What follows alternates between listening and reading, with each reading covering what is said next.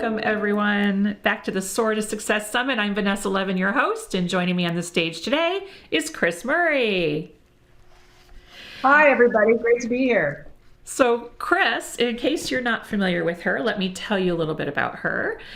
She is the president and founder of the Childcare Success Company. She believes that the childcare industry is too high risk and high stress for its workers not to be compensated well for the work that they do. And she's determined to help childcare owners start leading happier, less stressful lives and help them create an opportunity to make a good living through the amazing work they do. She's also the author of 2 books that have helped thousands of owners and leaders become more effective with their marketing and enrollment building. The Ultimate Childcare Marketing Guide and the 77 Best Strategies to Grow Your Early Childhood program can be found over on Amazon. And she also hosts, as if writing books and running a company weren't enough, she also hosts the world's largest conference focused exclusively on the business side of childcare. She's been featured in Entrepreneur Magazine, Inc. Magazine, Newsweek, USA Today, Childcare Exchange, PBS Radio, and she's proud to have received an award for moving America forward for the positive impact she's made in the industry. So we are so excited to have you here today, Kris. Thank you for joining us. Absolutely. Thanks. And I'm glad to be back. Yes, your session last year was so well received. We received such great feedback from not just directors, but teachers too. We had teachers that were sharing the session, the link to the session with their directors. So I thought that was great, great feedback that we had. So this year, our topic with you is how to market your play-based childcare center. So you're the ultimate expert, obviously, when it comes to childcare marketing. So you're the perfect person to explore ways to market play-based childcare centers. So there seems to be this notion, in my opinion, in the childcare world that a center is either play-based and all about climbing trees and unstructured play, or they're sit in the desk and do worksheet types of centers, and parents have to make a choice between one or the other. So what are your thoughts on that? So I'll challenge that view a little bit. I think that parents are coming to the world of early learning really as a blank slate, Vanessa. My experience as a mom with little kids at home, which is when I started this business a decade ago, was not really understanding the intricacies of play-based and developmentally appropriate play and learning versus other modalities like Montessori, faith-based, and Reggio-inspired. And so from a parent's perspective, unless we're from an educator background, we don't really come to our childcare experience as a parent having this notion of, play-based being not as good as Montessori or better than Reggio, or we got to have worksheets. I think that we just need to focus on educating parents where they are in their journey. And I'm going to give some examples coming up about how you can use stories and how you can use elegant marketing messaging to really help parents make the best choice, and how to help them understand that play-based learning can equal kindergarten readiness, does equal kindergarten readiness. And at the end of the day, thinking about the fears, objections, and emotions that are going through a parent's mind when they're choosing a preschool or when they're developing a relationship with a preschool is when you have that clarity about the parent mindset, you can do a much better job of communicating to parents, giving a great tour, enrolling them, and developing that long-term relationship with them by putting your parent hat on and addressing some of these fears and objections, and also just educating them. We're going to talk about a concept called educational marketing in this session. And parents don't usually understand Reggio-inspired versus play-based versus Montessori, and the benefits and the differences. And so what we've always said is it's up to you, the childcare director or owner, and teachers, to educate parents on how you do what you do, how you help children have a love of learning, how you impact children's lives, and how you help them be kindergarten ready, which is one of the biggest fears of moms today, is that their kids aren't going to be kindergarten ready. So Play-based absolutely supports that, but it's our job to address the whole notion of worksheets versus tree climbing and explain to parents. And again, I'm going to give you some examples here in a minute. That's great. So what I heard you saying, one point that you made that I want to make sure our listeners or our attendees heard too, was empathy, being empathetic towards the parent's situation and putting on, like you said, your parent hat and how do they feel. This is just a little side story, but my neighborhood where I live, we have a Facebook group, as do many neighborhoods. And in the group just for women, they're always asking for childcare recommendations in our area. Always, always, always, every day. And they never say, tell me, what your child learned the most at this center or that center. It's always like, does your child like the center? Is it a good center? You can tell what their fears are around it. And I thought that was a very interesting, way to think about it. Think about it through their eyes. So yes. Right. Because for parents, it's about personal connection, and it's about whether the team and the staff at the school are really engaged in making that child's experience fantastic every day. It's less about worksheets versus tree climbing. And it's more about, is the child just thrilled to go to school today? And are the parents connecting with the other adults at the school and that personal connection? So we're going to hit that hard on today's session. Yeah, that's great. I think that's very, very important. Kindergarten readiness is a big concern that a lot of parents have. So how is this school going to make my child kindergarten ready? I think that basically comes down to it. Sure. So the next question that I have is, I hear teachers and directors saying these types of things all the time. And the first thing that I hear a lot of is, I can't do that because my parents expect worksheets. Or my director says I have to do worksheets because the parents want them. Or the parents of my students don't want them to get dirty, so I can't do that. So right. Kris, help us out. We're so confused, please. So this goes back to educational marketing and getting everybody on your team to understand how you develop young minds, how you get children to have an amazing learning experience at all the ages of your school, from infant all the way through pre-K. And also addressing this notion of worksheets and messy learning. So the best example that I've heard through my whole career is that you can actually explain this with something as simple as an apple.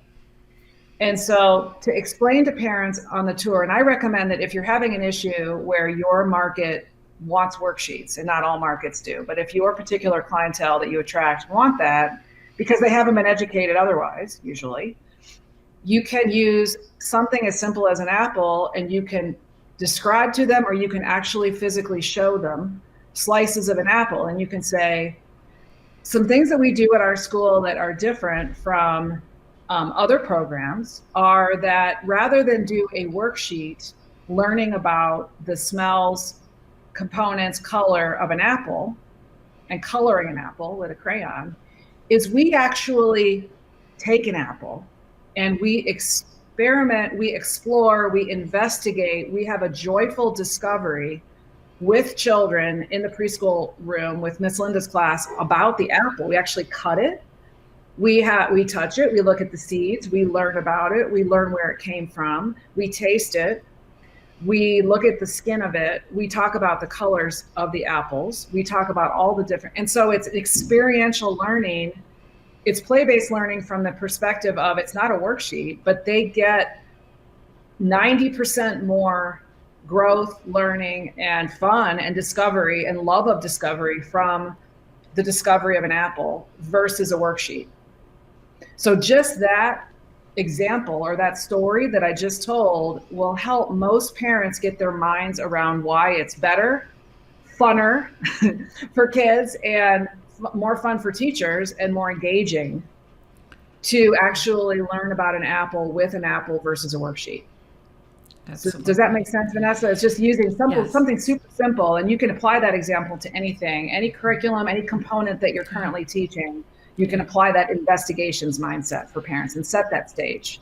It's funny that you mentioned the Apple thing because it's actually an activity that I do with teachers in my in-person workshops to get them to understand the value of play-based learning. So There you go. it can be used for parents and for teachers. So that's fantastic. I think that is, and a little bit goes a long way. You don't have to then go in depth about the research behind who says what, which researcher says what about these things, because you don't have a lot of time on your tour.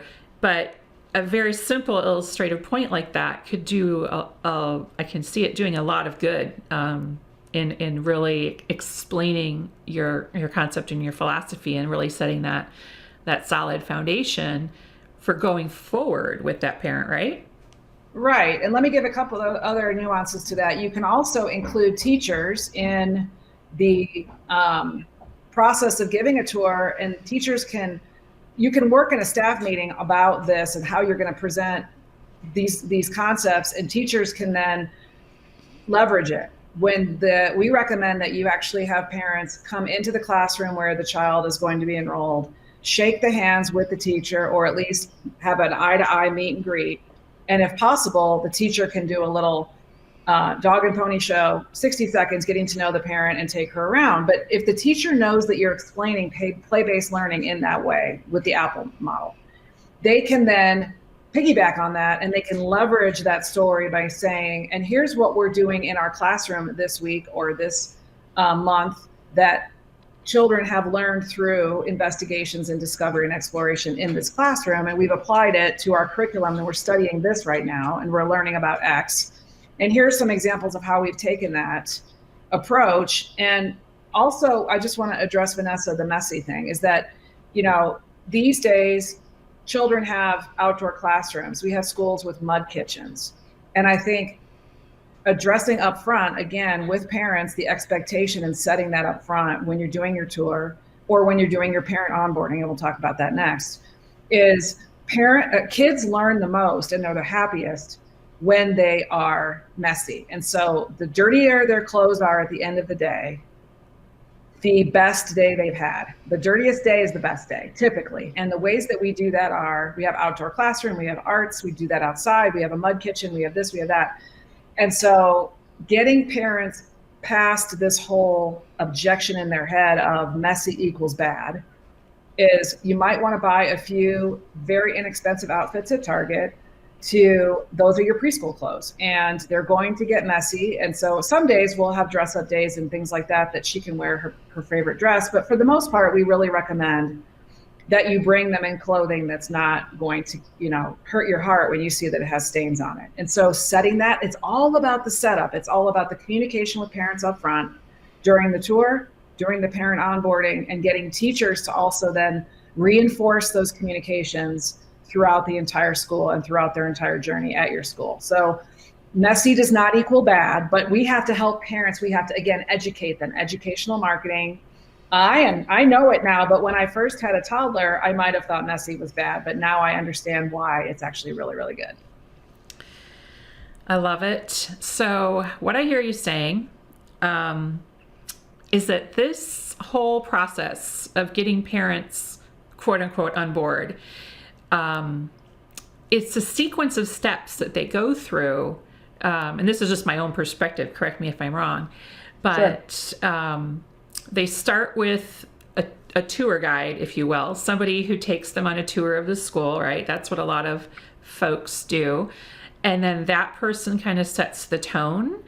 And then there's also educational marketing, which I hope you'll talk to us about, because that was a new phrase or terminology that I haven't heard of before. And if I haven't heard of it, I'm sure some of our viewers may not have heard of it as well. And then getting the teacher, the teacher's on board. So it's like a message that goes all the way from the top down, and there's a very clear flow, a communication flow. Would you agree with that? Absolutely. And also consistency of message. Exactly. And I think this, what you're going to talk about next, is really going to help our teachers who feel like, they have to be the ones to tell the parents, that they have to defend what they're doing in the classroom. So they, it's hard. It makes it harder for them to do their jobs if indeed they're always having to worry about what so-and-so's mother is going to say about today's mud kitchen experiment, or, or so-and-so's parent's going to complain because worksheets didn't come home, and now do I have to change the whole way I teach? If you have this streamlined system that you're talking about with us today, if you have something solid in place like that, it can make everyone's job at the center a lot easier, right? Absolutely. So let me dive into that a little bit. So what we see as a successful school experience, people that are fully enrolled and fully staffed, is that they have someone who's doing their tours that is a people person who has strengths. They love meeting people. They're a natural enrollment builder. They're a natural salesperson, if you will. They like meeting new people, and they have a lot of energy and extroverted nature. So what's happening for teachers that feel like they have to be doing the heavy lifting on this and explaining about play-based learning and all, is that the director, to be honest, the administrators are not doing their job in this instance. They're enrolling parents without fully educating them and using educational marketing and educational tour giving to set the expectations with parents up front. And the beauty about this is when you figure out what sets you apart as a school, you understand your philosophy, you take your philosophy and you put it into parent-friendly language, and you craft your marketing messages, you then are able to sell your school much more effectively. You have somebody hopefully doing the tour, we call them enrollment specialists, somebody who's 100% focused on tours and enrollment that loves it, versus somebody who might not be an extroverted person who doesn't, that's not their strength. And then you are able to convert more tours to enrollments. You're able to have a full school. And then your teachers are set up because you're onboarding your families and your parents properly and setting those expectations up front with educated clients. And then they come in and they flow into the classroom, and it's a natural thing of beauty. There's much less friction. There's much less conflict. There's much less expectation management and potential conflicts with parents about expectations that are a mismatch. And then also it helps our teachers love their jobs so much more because they can just teach. Mm-hmm. And so everybody needs to be very clear on their role, and you need to put the right people in the right seats, especially the director enrollment building role. We find that if a school has, 2 or more locations, or even one large location, and they have a purely focused enrollment specialist, that's one of the game changers to stay fully enrolled, is because you have somebody who loves it, focused on it, building relationships and connections with parents, setting those expectations, selling the school, selling the Apple story versus the worksheet, and explaining about why mud kitchens are so great. And that is going to set you up for success for the length of your career at your school, is that if you have those things in place from an owner's perspective all the way down to, assistant teachers and et cetera, helpers, floaters, everybody's going to be happier because they're all working for a common goal, and the clients have been educated properly on what to expect. And so it's more joyful, it's happier, the kids are happier, the parents are happier, the teachers are, it's just a much, much more successful experience, if that makes sense. It sure does. And I do want to say to our viewers who are watching, when you know better, you do better, right? So if you haven't been focused on educational marketing, or if it was a new term to you, or if you don't have this flow in place, it's never too late to start, right, Kris? Absolutely. There's no shame in any of that.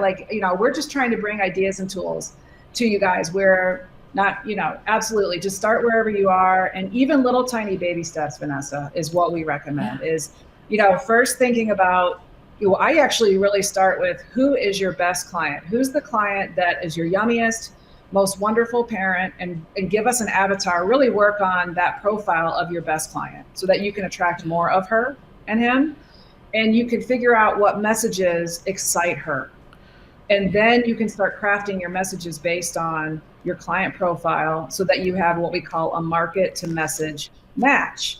And then this applies to whether you're Montessori, Reggio inspired, play-based, or faith-based, is there are people in every market that desire that niche within a niche. And so, not play-based and these components of non-worksheets, and you could consider an academic focused program is worksheets and uniforms and little kids sitting at desks maybe. And not everybody wants that. And a lot of people want play-based, but it's just up to us as the owners or the directors or teachers of our school to get that messaging laid out in a concrete way that is parent friendly. So it's not too industry bound, I like to say. So we can't use too many things like developmentally appropriate practice because parents' eyes glaze over, right? So it has to be parent friendly. It's really drilling it down to what's going to make a parent excited. And you'll know you have it right, Vanessa, when parents have that, that sounds cool reaction. And they have the response. They have a wow, or a, neat, or, my child would love that. That when you're getting that kind of feedback, you know that you're starting to get it right. Yes, and I think you made another great point there, Kris, because I do hear from teachers of NAEYC accredited centers. NAEYC is like the gold standard for any center to have that special accreditation. It's very hard to get. And I get questions from teachers, or I should say directors, I'm NAEYC accredited, but I can't get students.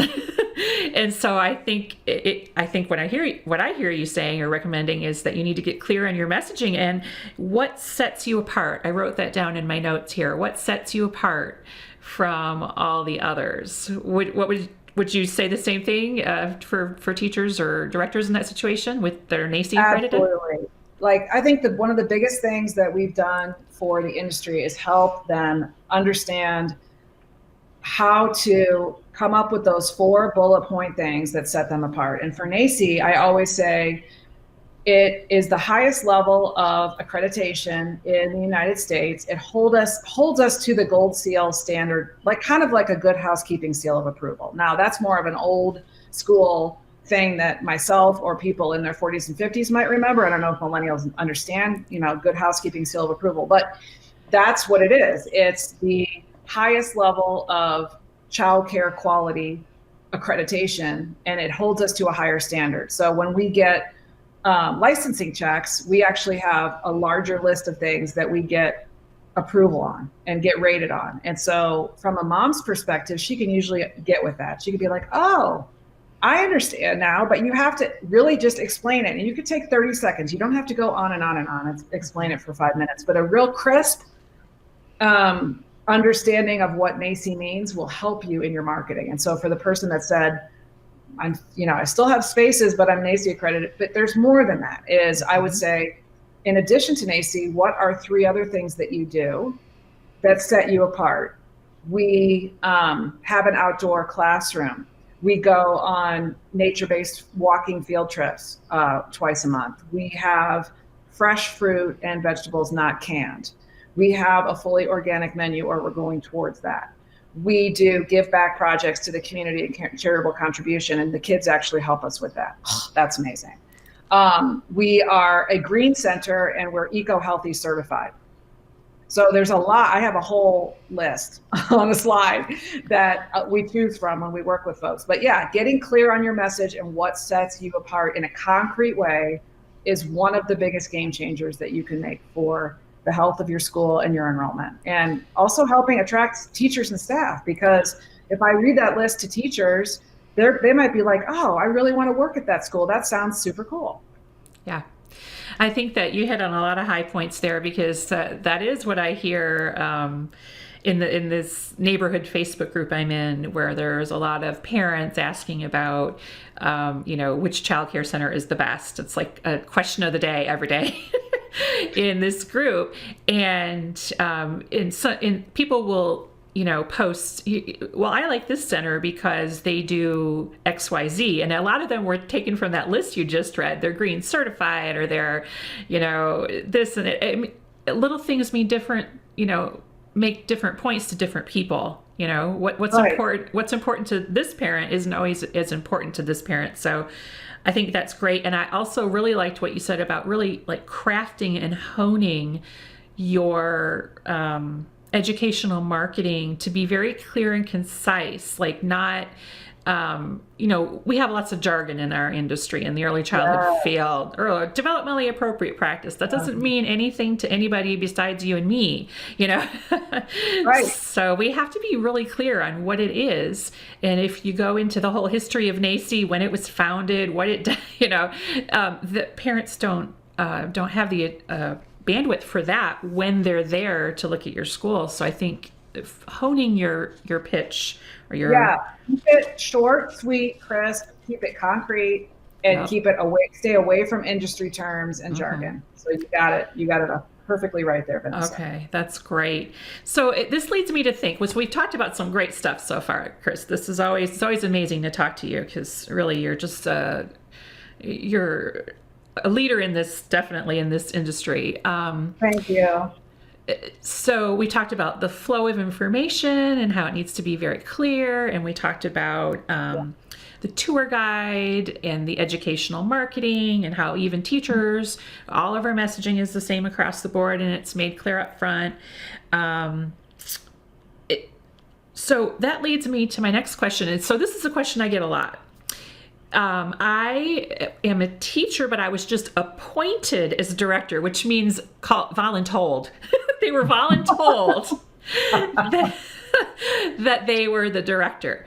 And I honestly, I have one of these emails in my inbox right now as we speak, because it's the spring, right? And so, spring and summer, these are the times when these changes are being made, usually. And it seems like what they're asking is, I'm a director. I've never done this before. I need director in a box. Right. So things like, so I've asked them, so what is it that you need? So I can be very clear in the help that I give you. And this is what they've said. Things like handbooks or any resources you can give me that will help me increase enrollment and train teachers. What do I do in a staff meeting? What does a staff meeting look like? What is my job title even? And things like that. So I get questions like that a lot. So do you have any sorts of ways Sure. that you can... Yeah, well, so we work with directors a lot. It really, Vanessa, it makes me kind of sad, to be honest, that when owners might, appoint someone to promote them into director, but not give a new director a ton of training, support, guidance, and handholding.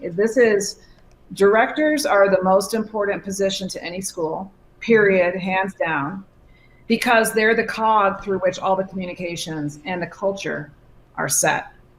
And so we're actually right in the middle right now of teaching a course called Leadership Mastery for early educators. It's a brand new course we developed for directors, and I'm going to share with some free resources at the end of our talk. But directors need two things. They need to understand how to engage and attract parents and children and build enrollment, so they can stay focused on revenue for the school, so they can drive, money back into promoting the health of the school, right? And they need training on culture and leadership. So they have to have tools at their disposal. And so if you're an owner listening to this, you must support your new directors and your directors in general, even if they're veterans, with the latest and greatest to help them do great marketing and great tours, build connections with other human beings, generate trust for the school, manage all of the potential risks associated with the school, which are operational in nature, and then build that culture. And so, which is a long-term leadership responsibility. And so it's a lot. So I would like to see those new directors have training, whether it's training from my company, we have enrollment training, leadership training, but I think they need to understand how to hire people, how to do great interviews, how to onboard teachers to their core values, how to manage to core value behaviors. I mean, there's a lot to it. So I think if I was just getting started as a new director, I would want to watch all of these videos on your Sort of Success Summit. And I would want to just try to spend as much time on professional development as I could and continue to sharpen your saw on those two areas. So, marketing resources and books and leadership resources and books, and just try to build your process from, from what you're learning. But some of the core things that you have to have in place, yeah, you need to have a really good employee handbook. And hopefully you're coming into a job where you can have that and it's already developed and you can just hone it. A parent handbook and a parent onboarding process. A way to systematize all of the processes in your school so you can train new teachers on what is our hand washing protocol, what's our diapering protocol, how do we do meals, how do we do curriculum, how do we do lesson planning, what do we do when licensing shows up, all of those things. And it's not a small task, but it's certainly achievable, and we have directors doing it every day. So I would say just stay plugged in. There's lots of communities on Facebook, there's lots of communities on LinkedIn for early childhood, and lots of resources. Exchange Magazine is excellent, and of course this summit. But that's a big question, Vanessa, so it's hard to come up with a quick and fast answer. But I just want owners to give their directors all the love, support, tools, and resources that they can, and not to throw teachers in that position unsupported. It kind of makes my heart ache a little bit for that new director. But as long as she sticks with us, we'll get her through it. Yeah, I agree. My heart hurts for those folks too that are in that position. And so you mentioned that you have some training that's coming up for directors. So I think that at this point it would be in everyone's best interest to hear more about that. Because while you were talking about all the big roles and responsibilities of a director, I was like taking my hat off to all directors out there, because that is a big job. And I like to focus on the little people in front of me, and that's hard enough already. I can't imagine focusing on parents and teachers and this and that. It's a big job. So yeah, let us know how we can get more information about this training you offer, in case anyone wants to continue the conversation. But also, Kris has given some great other places for you to look, on LinkedIn. You mentioned Exchange Magazine. Is that for directors, Kris? It's an early childhood leadership magazine. It's been around forever, and it's primarily for directors and administrators, yes. But teachers can get a lot out of it too. It's a combination of running a school, like operating a school, plus a lot of brain development, curriculum-based and studies and play-based and all of that kind of stuff, all in one magazine. Of course. And then you've written 2 books, and is one of them or both of them appropriate for directors, or is there one you'd recommend over the other? Or so let me talk a little bit more about our resources. So we have actually 6 books now in the Kris Murray Library, believe it or not, Vanessa. We've been very busy. So we actually have, and I'm going to have everybody, I want to give you 2 links. So the first link I want you to have is just childcaresuccess.com. And that's our main website, childcaresuccess.com. And you can learn more about our conferences, our books, our courses, our new leadership mastery course. It's all there. Also, our enrollment bootcamp training that provides you with a 5-module soup to nuts, like how to get max enrollment and how to stay full with a wait list for the rest of your career. So that's like our signature course. Our leadership mastery course is brand new, and that's going to be our other signature course, because it addresses this whole leadership culture, staffing, hiring, all of that. And so, but here's the 6 books in our library. And so what I wanted to do today is for everybody watching this, if you wanted a gift, I was going to offer 3 of our 6 books. So I've written 3, I co-wrote 1, and then I've got 2 other authors on my team. So Brian Dupre wrote Childcare Millionaire, which is more from an owner's and director's perspective, or a director who wants to be an owner someday. And then regarding leadership, this is the gem, which is Relationship Roadmap. And this was written by my colleague, Cindy Alexander. She's on my team. She used to own her school, and she sold it and came to work for me. And she wrote one of the best books on leadership in the industry that I've ever read. And again, it's Relationship Roadmap. And so these 3 books, these are 3 of our top sellers in our library, will be available as a gift for you for watching this. They're going to be available at chrismurraylibrary.com. And you could just hop over to chrismurraylibrary.com and pick up those 3 books for a very small shipping and handling fee, just enough to cover the shipping of the 3 books to your door. And that's my gift today for spending time with us on this summit. Wow, that's awesome.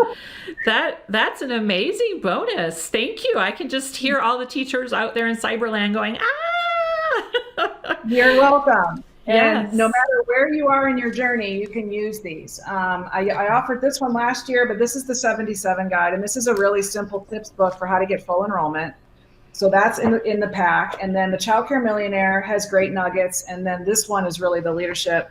And you can use this for relationships in your school, no matter if you're a teacher, assistant director, director, or owner, you can use it for relationships across your life. And so it's really about culture in your school, because school culture drives excellence. You got to have a great, thriving, engaged workforce in your school and your organization in order to really, deliver great early learning for kids and have just a vibrant school. You can feel it, Vanessa, when you walk into a school that has a great culture and it's a vibrant place, you can feel that energy, and that versus a school that has disengaged employees and it's not as of high quality. So we support high quality, we support play-based learning, we support everything that you're doing on this conference and this summit. And we just hope that this gift will help people get resources at a very low, shipping and handling fee. Just a way for us to say thank you and just to continue to make a difference for people. Absolutely. And for those of you watching, I know a lot of teachers watch our summit videos. And so if your director, because I know obviously directors are very busy people. So if they're not watching with us today, but you think your director could benefit from any of these books, I don't think there's anything wrong with, if you want to pay the shipping and handling, getting one for them. Would you agree, Kris? That would be totally fine? Absolutely. And again, that's at chrismurraylibrary.com, and it's Kris with a K. Wonderful. Well, you have given us so many gold nuggets throughout this session today to really help us better understand how to market our play-based child care center. And I think that we have gotten so much out of this session with you. I would like to thank you for joining us today, Kris. And thank you to all of you who've tuned in. And if you'd like to spend a little more time with this session or any of the others, then don't forget you can bring the sessions home with you along with some terrific bonuses. Just click the link below this video, and don't forget, prices go up the day after the conference ends. Until next time, I'm Vanessa Levin, and this is Kris Murray. Thanks, Kris. Thank you so much. Take care, everybody.